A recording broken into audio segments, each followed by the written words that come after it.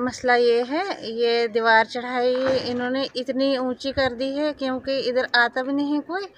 ये मतलब ये इतनी ऊंची की है, दरारें भी पड़ गई है। मैंने एप्लीकेशन दी है, वहाँ पे आया भी नहीं कोई, किसी ने गौर भी नहीं किया है। अगर कभी भी गिर सकती है पिछली दीवार, क्योंकि रात को गिरी है, कोई बच्चा भी नहीं खेल रहा था, मजदूर भी नहीं काम कर रहे। अगर दिन को गिर सकती है, किसी की भी मौत हो सकती थी। तो ये अगर हम रात को सोए हो गए तो ये दीवार गिरेगी, यहाँ पे कुछ भी नहीं रहेगा, क्या बचेगा यहाँ पे? इतनी ऊंची दीवार है। अभी गाड़ियाँ भी नहीं चलती, अभी मतलब रोड तैयार भी नहीं हुआ है।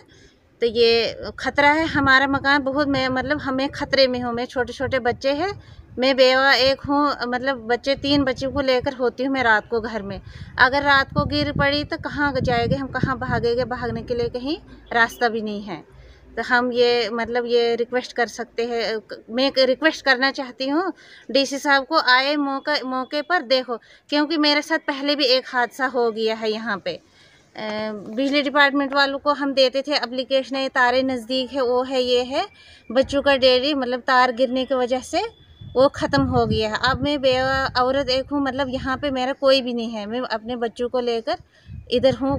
कोई मतलब तवज्जो ही नहीं देता है इस दीवार को।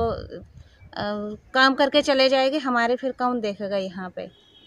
बात है। और हम यहाँ कुनफर के इलाके में, जो यहाँ पे नेशनल हाईवे की तरफ से 55 फुट की इतनी ऊंची दीवार चढ़ाई गई है, जो कि बिल्कुल हमारे घर के साथ में। अभी इनका काम अभी ख़त्म होना ही है और इस दीवार में अभी क्रैक्स पड़ गए हैं ख़त्म होने से पहले ही। अब इस दीवार का गिरने का ख़तरा है, तो इसलिए हम एडमिनिस्ट्रेशन से अपील करते हैं कि यहाँ पे आके मौके पे इसको नज़र दें। हमने एप्लीकेशन भी एडीसी साहब को दी थी, तो मगर यहाँ पे फ़िलहाल कोई आया नहीं। तो फिर हम एडमिनिस्ट्रेशन से करते हैं अपील के यहाँ पे आके इस दीवार पे इधर मौके पे आके जायज़ा लें।